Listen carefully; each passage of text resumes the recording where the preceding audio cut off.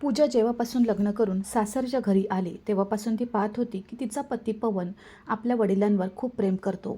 दुसरीकडे त्याचा मोठा भाऊ पंकज सरकारी नोकरीचे निमित्त करून घरापासून दूर आपले कुटुंब घेऊन राहत असे. जेव्हा जेव्हा पंकजची पत्नी पवित्रा आपले स्टेटस लावायची की ती कुठल्या किटी पार्टीत गेली आहे किंवा कुठल्या मॉलमध्ये खरेदी करत आहे, तेव्हा पूजा ते स्टेटस पाहून जळून जायची आणि आपला सर्व राग आपले आपले वृद्ध सासरे शामरावजीवर काढायची. ती त्यांना खूप खरीखोटी सुनावत असे. कधी कधी तर ती आपला पती पवनलाही टोमणे मारायला मागे पुढे पाहत नसे. यामुळे त्यांच्या घरात नेहमी भांडणे होत असत.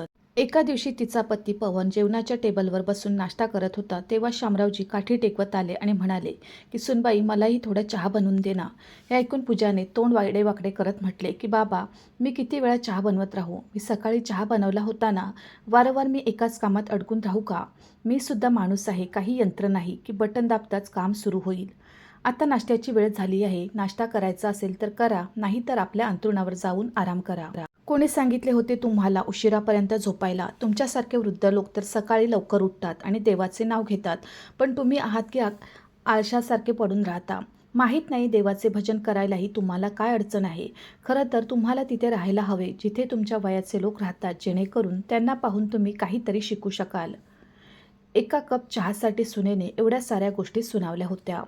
शामरावजींचा विश्वास बसत नव्हता आणि पवनलाही वाटले नव्हते की त्याची पत्नी त्याच्या समोरच त्याच्या वडिलांना असे जळजळीत शब्द बोलेल. तेव्हा तो म्हणाला की पूजा, जर तुला बाबांसाठी चहा बनवायचा नसेल तर एकदा स्पष्ट नकार दे ना. एवढ्या साऱ्या गोष्टी सुनावणे गरजेचे आहे का? एवढे बोलून तो नाश्ता अर्धवट सोडून उठला आणि आपल्या वडिलांसाठी चहा बनवून घेऊन आला. हे पाहून पूजाचा थरकाप उडाला आणि ती म्हणाली की आमचे संपूर्ण आयुष्य यांची सेवा करण्यात आणि जबाबदारी निभावण्यात निघून जाईल, पण यांच्या मोठ्या मुलाला आणि सुनेला तर जबाबदारी नावाची गोष्टच माहीत नाही. तेवढ्यात पवन काही बोलणार त्याआधी दरवाजाची घंटी वाजली. पवनने जाऊन दरवाजा उघडला तेव्हा समोर वकील उभे होते. त्यांच्या हातात लाल रंगाची एक फाईल होती. शामरावजींनी हळू आवाजात म्हटले की बेटा, मीच त्यांना बोलावले आहे. मला मृत्यूपत्र बनवायचे आहे. शामरावजींच्या या वाक्याने घरात अचानक शांतता पसरली.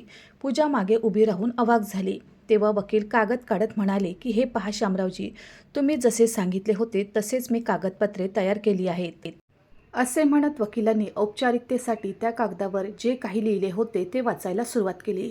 जसजसे वकील वाचत होते तसतसा पूजाचा पारा चढत चालला होता. तिने लगेच म्हटले की बाबा, एवढ्या वर्षापासून आम्ही तुमची सेवा करत आहोत.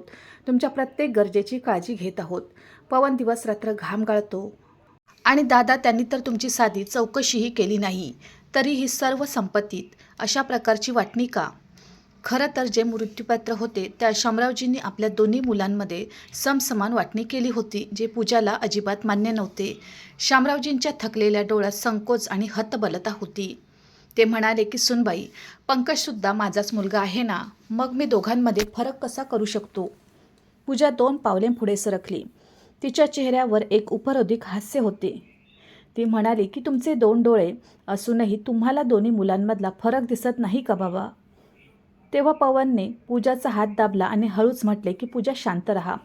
बाबा जे करत आहे ते योग्यच करत आहे. पूजाच्या चेहऱ्यावर असे भाव होते जसे काही वादळ येणार आहे, पण ती अधिक काही न बोलता स्वयंपाकघरात निघून गेली. आता तिथे फक्त मृत्यूपत्राच्या कागदांचा आवाज ऐकू येत होता. थोड्या वेळाने वकील निघून गेले. शामरावजी सुद्धा आपल्या खोलीत आराम करायला गेले. शामराव बाहेर आले तर घरात शांती होती. फक्त त्यांच्या खोकण्याचा आवाज कधी कधी येत होता. त्यांनी दरवाजाकडे पाहिले आणि आवाज दिला की पूजा, सुनबाई, पण कोणताही प्रतिसाद आला नाही.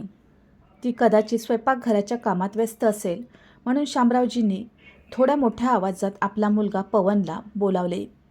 पवन आपल्या वडिलांचा आवाज ऐकताच खोलीच्या बाहेर आला. काय झाले बाबा? शामरावजी घशावर हात फिरवत म्हणाले की बेटा, खोकला जास्त येत आहे. थोडा चहा मिळाला असता तर खोकल्यात थोडा आराम मिळाला असता. बस आताच घेऊन येतो. असे बोलून पवन स्वयंपाकघरात गेला. पूजाला तिच्या कामात व्यस्त पाहून पवन काही न बोलता स्वतः चहा बनवू लागला. चहा बनवताना पवनला आपल्या लहानपणाचे दिवस आठवले. लहानपणी जेव्हा बाबा मातीच्या चुलीवर चहा बनवायचे आणि पराठे बनवायचे, तेव्हा पवन आणि त्याचा मोठा भाऊ पंकज दोघेही तिथेच बसून वाट पाहायचे की पराठे कधी बनतील. पंकज तर फटाफट खाऊन उरलेला चहा पिऊन खेळायला निघून जायचा. पण पवन नेहमी आपल्या बाबांसोबत पराठे खायचा आणि चहा पिण्याचा हट्ट करायचा. त्याला आपल्या बाबांमध्ये संपूर्ण जग दिसायचे. तो जेव्हा लहान होता तेव्हाच त्याच्या आईचे निधन झाले होते. तेव्हापासून आजपर्यंत तो आपल्या बाबांसोबतच राहत होता. पण आता वेळ बदलली होती. शामरावजींचा मोठा मुलगा पंकज आपली पत्नी पवित्रा आणि मुलांसोबत मुंबईत राहतो. तिथेच एक सरकारी नोकरी करत आहे. पण पवन गावातच आपल्या बाबांसोबत राहत होता. त्याने कोणताही प्रश्न न विचारता आपल्या बाबांच्या सेवेची जबाबदारी स्वीकारली होती. पण पूजा ती जबाबदारी निभावत तर होती, पण एक ओझे समजून. सकाळपासून रात्रीपर्यंत शामरावजींचे जेवण, औषधे आणि इतर गरजा पूर्ण करताना तिच्या मनात एक अनामिक थकवा भरून यायचा. नेहमी चेहऱ्यावर थोडीशी चिडचिड आणि ओठांवर तक्रार असायची. तिच्या सेवेत प्रेम नव्हते तर एकतर्फी तडजोड होती. दुसरीकडे शामरावजींच्या मोठ्या मुलाने पंकजने आणि त्याची पत्नी पवित्राने शामरावजींना आपल्यासोबत ठेवण्यास स्पष्ट नकार दिला होता. तिथल्या श्रीमंत लोकांच्या कॉलनीतील फ्लॅटमध्ये शामरावजींसाठी जागा नव्हती. पंकजने तर म्हटले होते की बाबा गावातच राहू देत, तेच बरे आहे, आमच्याकडे त्यांची सेवा करायला वेळ नाही. शामरावजींनी जेव्हा आपल्या मोठ्या मुलाचे हे बोलणे ऐकले तेव्हा त्यांना एक क्षण धक्का बसला. पण मग त्यांनी स्वतःची समजूत घातली की मुलाची सुद्धा काही ना काही मजबुरी राहिली असेल. पण ही गोष्ट पूजाच्या मनात घर करून गेली होती. आज जेवण झाल्यानंतर जेव्हा शामरावजींनी औषधे मागितली तेव्हा पूजाने स्वयंपाकघरातूनच आवाज दिला की पवन तूच दे, माझ्याकडे वेळ नाही. पवन आश्चर्यचकित झाला, कारण हे पहिल्यांदाच घडले होते जेव्हा पूजाने शामरावजींना औषध द्यायला नकार दिला होता. पूजाचा चेहरा आता दिवसेदिवस बदलत चालला होता. आधी ती नाराज होऊन का असेना, पण शामरावजींना योग्य वेळी जेवण, औषधे आणि त्यांची बाकी कामे पूर्ण करत असे. पण आता ती जाणीवपूर्वक त्यांचे काम टाळू लागली. कधी कधी जेवण न विचारता समोर ठेवून द्यायची, तर कधी औषधे टेबलवरच सोडून द्यायची.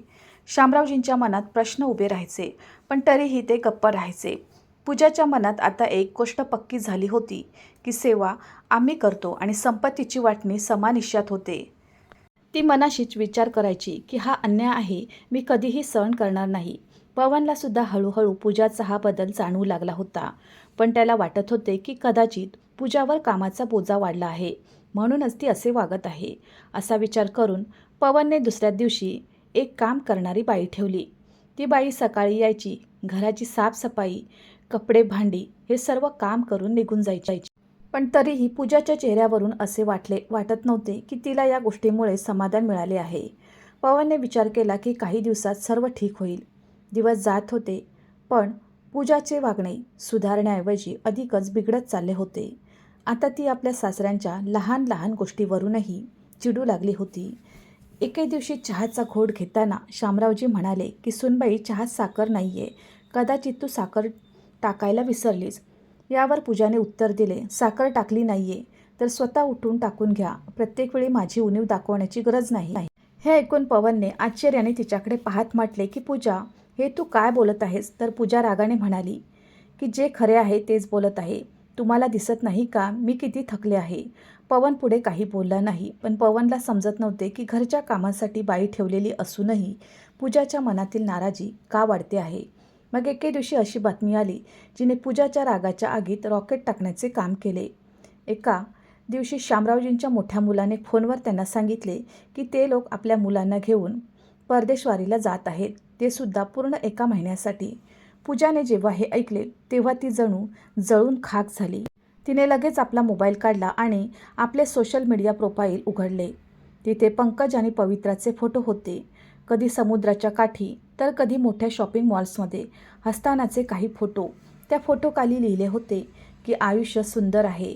हे पाहून पूजाचा चेहरा लाल झाला. तिने फोन टेबलवर आदळला आणि म्हणाली की पहा, हे लोक विदेशात जाऊन मजा करत आहेत आणि मी इथे तुमच्या वडिलांची नोकरानी बनून त्यांच्या मागे मागे फिरत असते. पवनने पूजाला समजावण्याचा प्रयत्न केला की पूजा, तू कोणाचीही नोकरानी नाहीस. तुला कुणी नोकरानी म्हटले का? मला नाही वाटत की ते लोक कुठे गेले आणि कुठे नाही, याने आपल्याला काय करायचे आहे. पण पूजा आता काहीही ऐकण्याच्या मनस्थितीत नव्हती. आपल्याला काही फरक पडत नाही म्हणजे काय? मी एवढ्या वर्षापासून तुमच्या बाबांचे ओझे सांभाळत आहे, त्यांची प्रत्येक गोष्ट पूर्ण करते. तुम्ही ऑफिसमध्ये थकता, मी इथे थकते आणि ते लोक विदेशात फिरत आहेत आणि मृत्यूपत्रात समान हिस्सा घेतात. हा कोणता न्याय आहे? असे म्हणताना तिच्या डोळ्यातून अश्रू वाहू लागले. त्या रात्री पूजा किचनमध्ये उभी राहिली, पण तिने जेवण बनवले नाही. ऑफिसमधून घरी आल्यानंतर पवनने विचारले की पूजा, बाबांना जेवण दिले का? दिले नसेल तर त्यांना जेवण वाढून दे, मी नेऊन देतो. मी जेवण बनवले नाही आहे, पूजाने सांगितले. तेव्हा पवन आश्चर्याने म्हणाला की जेवण बनवले नाही आहे म्हणजे काय? आज इच्छा नाही आहे, तू जेवण बाहेरून मागून घे. तू तरी हद्द करतेस पूजा. बाबा बाहेरचे जेवण कसे खाणार? मला माहीत नाही. मला फक्त एवढेच समजते की आता माझ्याकडून काही होणार नाही. पूजाचे असे बोलणे ऐकून पवन हैराण झाला. आधी पूजा थकायची तरी काम करून घ्यायची. आता जणू तिला काही ना काही निमित्त हवे होते. पवनने स्वतःच कशा तरी 2 चपात्या बनवल्या आणि दुधासोबत आपल्या बाबांना खाण्यासाठी दिल्या. बाकी जेवण बाहेरून मागवले. शामरावजी आपल्या खोलीत आराम करत होते. कदाचित त्यांना अजूनही माहीत नव्हते की त्यांच्या मृत्यूपत्राने पूजाच्या मनात आग लावली आहे. पवन पाहत होता की पूजाच्या चेहऱ्यावर फक्त 2 प्रकारचे भाव दिसत होते, ईर्ष्या आणि द्वेष. तिचा राग आता कामाच्या ओझ्यामुळे नाही तर मनात वाढणाऱ्या कडवटपणामुळे होता हे पवनला समजून आले होते. घरात शांती होती, पण त्या शांतीत तुफान येण्याची तयारी झाली होती. आता शामरावजी जेव्हा काही खाण्यासाठी मागायचे तेव्हा पूजा कान बंद करून बसून राहायची. जेव्हा ते आपल्या नातवाला हाक मारायचे तेव्हा पूजा आपल्या मुलालाही त्यांच्याकडे जाण्यास मनाई करायची. कधी कधी काम करणाऱ्या बाईला शामरावजींची दया यायची, तेव्हा ती किचनमध्ये फळे कापून त्यांना द्यायची. पण असे करताना जेव्हा पूजाने पाहिले तेव्हा तिने तिलाही धमकावले की जर तू पुन्हा असे करण्याचा प्रयत्न केलास तर मी तुला कामावरून काढून टाकीन. त्यानंतर काम करणाऱ्या बाईने सुद्धा आपल्या कामाशी काम ठेवणे सुरू केले. दुसऱ्या दिवशी दुपारी शामरावजींनी आपल्या खोलीतून आवाज दिला की सुनबाई, काही खाण्यासाठी असेल तर दे ना. पूजा रागातच किचनमधून बाहेर आली आणि म्हणाली की काय, ही काही खाण्याची वेळ आहे का? 10 वाजता तुम्हाला दूध दिले होते, मग आता तुम्हाला काय हवे आहे? भाजी पोळी बनवली होती, ती संपली आहे. तुम्हाला तर खाण्याशिवाय दुसरे कोणते कामच दिसत नाही. हे घर आहे की कोणते हॉटेल नाही जे तुमच्यासाठी 24 तास चालू राहील. आता चुपचाप आराम करा. जे काही खायला मिळेल ते संध्याकाळीच मिळेल. शामरावजी काही बोलण्यापूर्वीच पूजा आपल्या खोलीत निघून गेली. त्या दिवशी पवन ऑफिसमधून लवकर घरी आला होता. दरवाजाच्या बाहेर उभे राहून त्याने पूजाचे सर्व बोलणे ऐकले होते. तोपर्यंत तो आत आला तोवर पूजा आपल्या खोलीत गेली होती. पवनचे मन रागाने भरून आले. तो पूजाच्या खोलीत गेला. तिथे पूजा आरामात बसून फोन पाहत होती, जणू काही झालेच नाही. तेव्हा पवनने रागाने म्हटले की पूजा, हा कोणता मार्ग आहे बाबांशी बोलण्याचा? ते आजारी असतात आणि तू त्यांच्याशी अशा प्रकारे बोलतेस. पूजाने फोन एका बाजूला ठेवला आणि म्हणाली की आणि काय करू मी? दिवसरात्र त्यांच्या सेवेत उभी राहू का? ते ऑर्डर देत राहतील आणि मी पूर्ण करत राहीन. तर 2 तासांनी त्यांना काही ना काही हवे असते. मी तुला विचारते, मला आराम मिळाला पाहिजे की नाही? मी काय माणूस नाही आहे का? पवनचा राग अजूनच वाढला. तुला लाज वाटत नाही? बाबांनी नेहमी आपली काळजी घेतली आहे आणि जेव्हा त्यांची काळजी घेण्याची वेळ आली आहे तेव्हा तू त्यांच्याशी असं वागतेस? पूजालाही खूप राग येत होता. तिनेही रागाने उलटून म्हटले की काळजी घेण्याची जबाबदारी तुमची असेल, पण मी जेव्हापासून लग्न करून या घरात आले आहे तेव्हापासून तर ते माझ्यावरच ओझे बनत आहेत आणि वरून मृत्यूपत्रात पंकजला समान हिस्सा दिला आहे. तो विदेशात फिरून आनंद घेत आहे. सोशल मीडियावर रोज 150 फोटो पोस्ट करत आहे. काय आपल्याला जाळण्यासाठी? जेव्हा मोबाईलवर मी त्यांचे फोटो पाहते ना तेव्हा वाटते की मोबाईल भिंतीवर फेकून देऊ. बस आता खूप झाले. आता कान उघडे ठेवून ऐक. आता या घरात एकतर बाबा राहतील नाहीतर मी राहीन. खोलीत सन्नाटा पसरला. पवन स्तब्ध उभा होता. पूजाचे हे बोलणे त्याच्या हृदयाला एखाद्या खंजिरासारखे लागत होते. तो काही बोलू इच्छित होता पण शब्द गळ्यातच अडकले. या वादाचा प्रतिध्वनी घरात पसरला. रात्रीचे जेवण कोणीही केले नाही. शामरावजी आपल्या कोठडीत शांत पडून होते. कदाचित त्यांनी सर्व काही ऐकले होते. दुसऱ्या दिवशी सकाळी नाश्त्यानंतर शामरावजींनी पवनला आपल्याकडे बोलावले आणि कापत्या आवाजात म्हटले की बेटा, मला नाही वाटत की माझ्यामुळे तुम्हा दोघांमध्ये विवाद व्हावा, म्हणूनच मी वृद्धाश्रमात मध्ये जातो. शामरावजींचे हे बोलणे ऐकताच पवन चकित झाला. त्याने म्हटले की बाबा, तुम्ही हे काय म्हणत आहात? मी असे कधीही होऊ देणार नाही. पण शामरावजी म्हणाले की नाही बेटा, मी निर्णय घेतला आहे. मला इथे राहून या घराचे भांडण अजून वाढवायचे नाही. मी सुनेवर ओझे बनून राहू शकत नाही. तू मला वृद्धाश्रममध्ये सोडून ये. पवन कापत्या आवाजात बोलला की ठीक आहे बाबा, तुम्ही म्हणत आहात तर मी पंकजशी बोलून पाहतो की तो विदेशातून परत आल्यावर तुम्हाला काही दिवस आपल्याकडे घेऊन जाईल. नाही बेटा, मला नाही वाटत की माझ्यामुळे अजून कोणी त्रस्त व्हावे. शामरावजी आपल्या डोळ्यातील अश्रू लपवत बोलले. पवन लाचार होऊन उभा होता, परंतु शामरावजींच्या चेहऱ्यावर एक विचित्र प्रकारची शांती होती. तेव्हाच पूजाजी मागे उभी राहून त्यांचे सर्व बोलणे ऐकत होती. ती हळू आवाजात बोलली की पवन, बाबा बरोबर बोलत आहेत. तू त्यांना वृद्धाश्रमात सोडून ये, यातच सर्वांची भलाई आहे. पवनने आपल्या पत्नीकडे पाहिले. त्याच्या पत्नीच्या डोळ्यात कोणत्याही प्रकारचा थकवा किंवा पीडा नव्हती. बस तिच्या चेहऱ्यावर एक कठोरता पसरली होती आणि मनात खूप सारा उत्साह. पवनचे मन जड झाले होते. एकीकडे जन्मदाते ज्यांनी त्याचे पालन पोषण करून त्याला मोठे केले होते आणि एक चांगली आयुष्य दिले होते, आणि दुसरीकडे त्याची पत्नी, तिच्यासोबत त्याने आपली जीवन वाटून घेतलं होतं. त्याला समजत नव्हते की नक्की काय करायचे. घरात तणावाची भिंत खूप वाढली होती. अखेर दुपारी जेव्हा पवनने आपल्या बाबांची छोटीशी बॅग उचलली तेव्हा पूजाने चुपचाप आपली नजर वळवून घेतली. बाहेर रस्त्यावर शांती पसरली होती. पवनने पुन्हा एकदा पूजाकडे पाहिले. कदाचित ती काही बोलेल, त्याला थांबवेल या आशेने, पण नाही. तिच्या डोळ्यात कोणत्याही प्रकारचे भाव नव्हते. हे तिच्यासाठी एखाद्या ओझ्यातून मुक्तीचा क्षण होता. शामरावजी शांत भावनेने उभे होते. त्यांच्या चेहऱ्यावर ना कोणती तक्रार होती ना द्वेष, बस एक शून्यता होती. वृद्धाश्रममध्ये जाण्यासाठी ते जेव्हा कारमध्ये बसले तेव्हा शामरावजी हलकेच हसले आणि बोलले, चिंता नको करू बेटा. प्रत्येकाला आपली जिंदगी आपल्या मर्जीने जगण्याचा हक्क आहे. माझी कोणतीही तक्रार नाही. पवन काही बोलू शकला नाही. गाडी पुढे निघाली. काही वेळानंतर वृद्धाश्रमच्या गेटजवळ पोहोचताच पवनचा संयम तुटला. गाडी थांबून तो काही वेळ तसाच बसून राहिला. तर शामरावजी म्हणाले की चल बेटा, उशीर नको करू. पवनच्या डोळ्यात पाणी आले, पण त्याने आपले अश्रू बाहेर येऊ दिले नाहीत. तो गाडीतून खाली उतरला, बॅग उचलली आणि आपल्या बाबांसोबत आत गेला. पवनने सर्व कागदपत्रांची औपचारिकता पूर्ण केली आणि तिथून निघण्यापूर्वी आपल्या बाबांच्या पायांना स्पर्श करून त्यांना नमस्कार केला. सुखी रहा बेटा, शामरावजींनी आशीर्वाद दिला. परंतु पवनचा आवाज गळ्यातच अडकला. तो काही न बोलता लगेच मागे वळला आणि तिथून बाहेर येऊन आपल्या गाडीत जाऊन बसला. त्याने आपले डोके सीटला लावले आणि जोरजोरात रडू लागला. खूप वेळानंतर त्याने आपली गाडी चालू केली.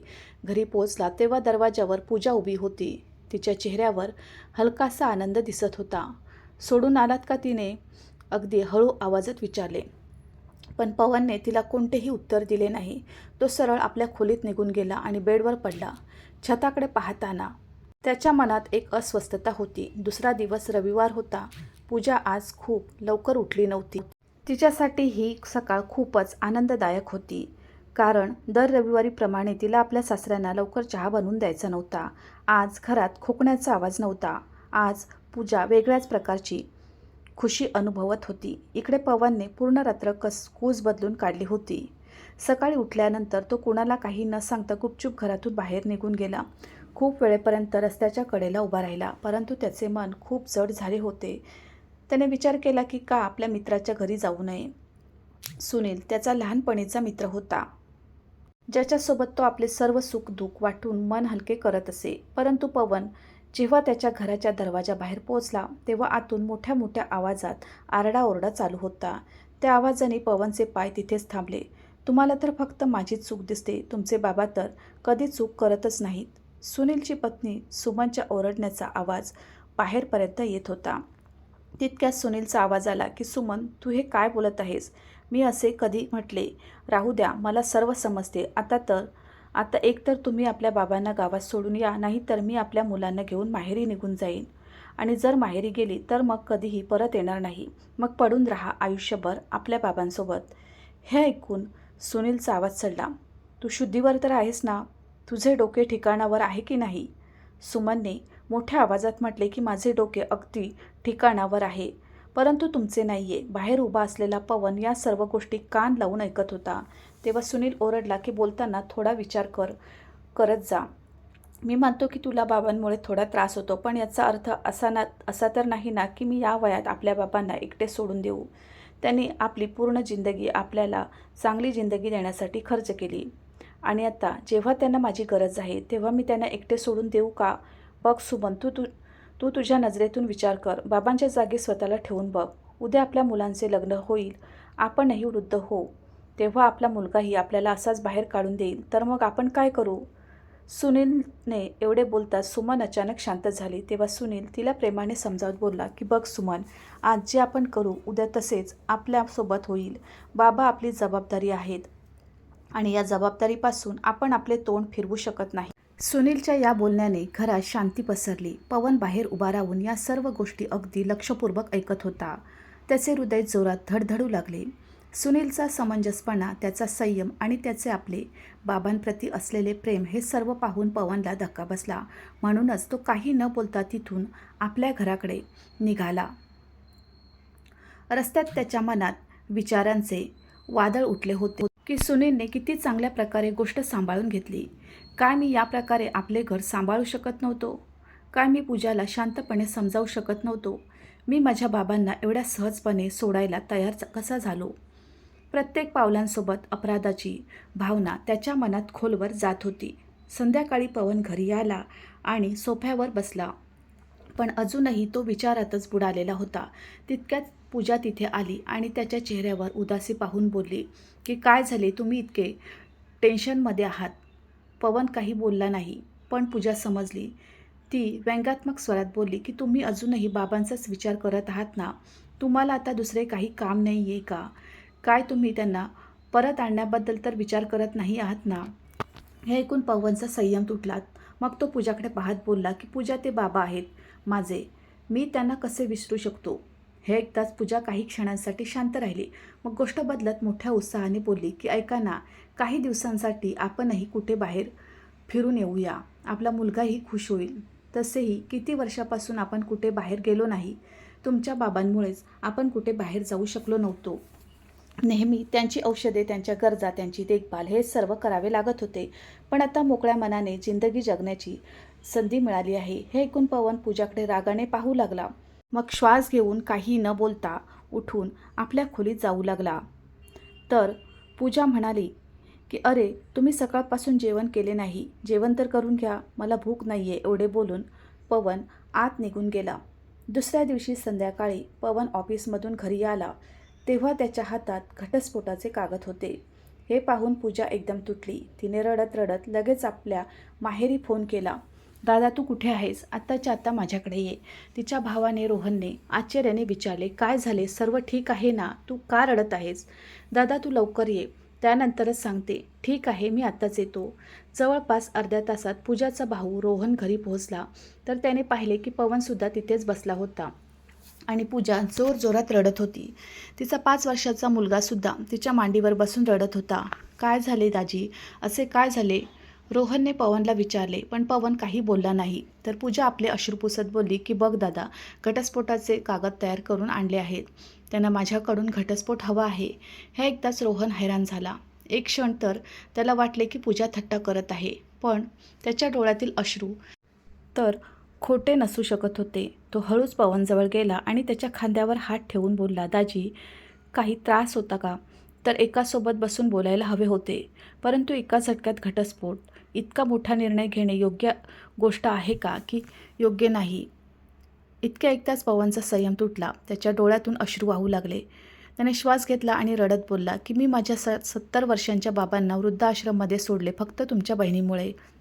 जेव्हा मी 4 वर्षाचा होतो तेव्हा आई वारली होती. बाबांनी दुसरे लग्न केले नाही जेणेकरून आम्हाला सावत्र आई मिळू नये. एकट्याने आम्हाला वाढवले. घराची आणि बाहेरची दोन्ही जबाबदारी एकट्याने सांभाळली.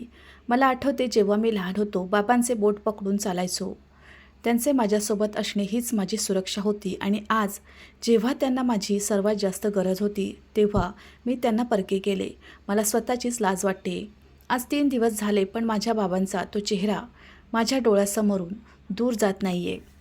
इतके ऐकताच रोहनने रागाने आपली बहीण पूजाकडे पाहिले, परंतु आता पूजाच्या डोळ्यातसुद्धा आपल्या चुकीची जाणीव होती. भीतीमुळे तिचे हात कापत होते. तेव्हा पवनने पुन्हा म्हटले, म्हणून मी घटस्फोट देण्याचा विचार केला आहे. आता तू मजेत राहा, मजेत फिर. बाबांच्या जबाबदारीचे ओझे आधीच तुझ्या डोक्यावरून उतरले आहे. आता मी सुद्धा माझ्या जबाबदारीतून तुला मुक्त करत आहे, परंतु तू काळजी करू नकोस. सर्व संपत्ती तुझ्याकडे राहील. मी सर्व काही सोडून आपल्या बाबांसोबत वृद्धाश्रममध्येच राहीन, जेणेकरून कमीत कमी माझ्या मनाला शांती तर मिळेल की बाबांच्या शेवटच्या दिवसात मी त्यांच्यासोबत होतो. आणि तसेही 2 मुले असूनही आज माझ्या वडिलांना वृद्धाश्रममध्ये राहावे लागत आहे, तर उद्या मला सुद्धा म्हातारपणात तिथेच जावे लागेल. म्हणूनच आत्तापासूनच जातो. तेव्हा पूजाचा भाऊ रोहन म्हणाला की पूजा, तुला पाहून मला सुद्धा काही प्रेरणा मिळाली आहे. आता मी सुद्धा आपल्या बाबांना वृद्धाश्रममध्ये सोडून येईन.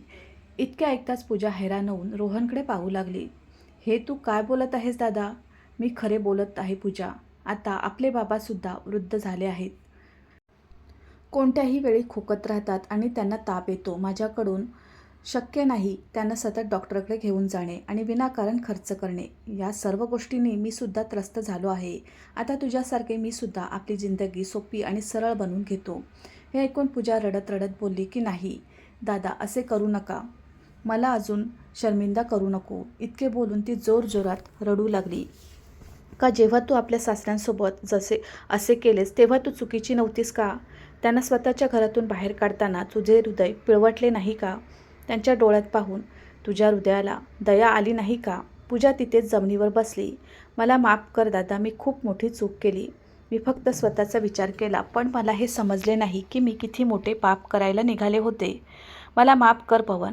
पूजा जेवढे बोलत होती त्यापेक्षा जास्त ती रडत होती. पवनने तिच्याकडे पाहिले तेव्हा तिचा चेहरा आत्मग्लानीने भरलेला होता. तिच्या डोळ्यातून पश्चातापाचे अश्रू वाहत होते. तेव्हा रोहन म्हणाला, आता तुला तुझ्या चुकीची जाणीव झाली आहे, तर चल आपण सर्व मिळून बाबांना वृद्धाश्रममधून परत घरी घेऊन येऊया. पूजाने घड्याळात पाहिले तर संध्याकाळचे 5 वाजत होते. चला दाजी, आत्ताच्या आता वृद्धाश्रममध्ये जाऊया. आता उशीर करण्यात काही फायदा नाही. काही वेळात ते सर्व वृद्धाश्रममध्ये जाण्यासाठी निघाले. जवळपास 1 तासानंतर तिथे पोहोचले तर पवनचे हृदय कापू लागले, कारण त्यात आपल्या वडिलांचा सामना करण्याची हिंमत नव्हती. पण तरीही जसा तो आत गेला तेव्हा वृद्धाश्रमाचा एक कर्मचारी समोर आला. तर पवन म्हणाला की मी शामरावजींचा मुलगा. काय तुम्ही सांगू शकता का की माझे बाबा कुठे आहेत? तर कर्मचारी म्हणाला की हो, ते व्हरांड्यात बसले आहेत. जेव्हा तिथे ते पोचले तेव्हा एक वृद्ध शामरावजींना म्हणत होता की शामराव, मला तर मुलगा नव्हता, म्हणून मला मजबुरीने इथे यावे लागले. पण तुला 2 मुले आहेत, तरीही तुला वृद्धाश्रममध्ये राहण्यासाठी यावे लागले. अशा निर्दयी मुले सुनेंपेक्षा तर मुलगा नसलेलाच बरा. त्याची गोष्ट ऐकून मागे उभे असलेल्या पूजाला खूप दुःख झाले. आता तिच्या डोळ्यात अपराधबोधाची भावना होती. तेव्हा शामरावजी म्हणाले की नाही भाऊ, माझी सून अशी नाही आहे. बस ती थोडी नादान आहे, परंतु वाईट नाही आहे. मला पूर्ण खात्री आहे एक ना एक दिवस तिला तिच्या चुकीची जाणीव नक्की होईल आणि ती नक्कीच परत येईल.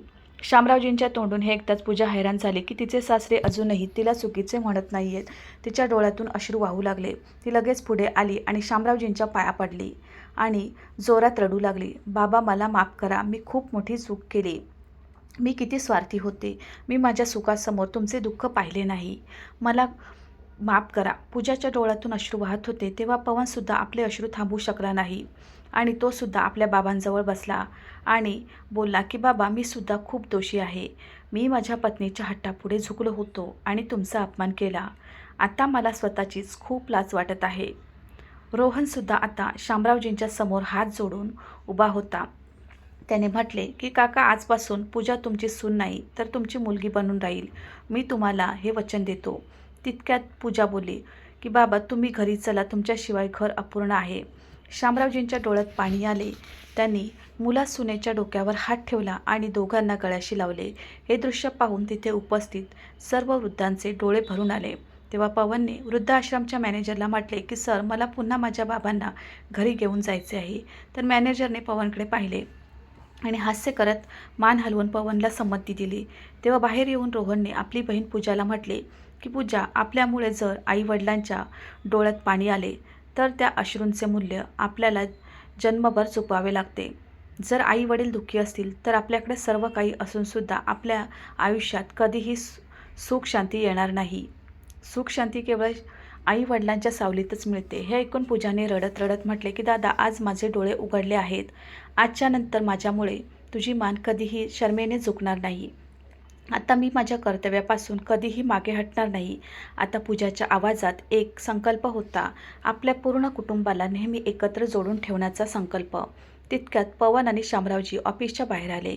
आज शामरावजींच्या चेहऱ्यावर चमक आली आणि डोळ्यात खुशीचे अश्रू होते. तर मित्रांनो, तुम्हाला ही कथा कशी वाटली कमेंट करून नक्की सांगा. कथा आवडली असेल तर कृपया व्हिडिओला लाईक करा, शेअर करा आणि आमच्या चॅनलला सबस्क्राईब नक्की करा. धन्यवाद.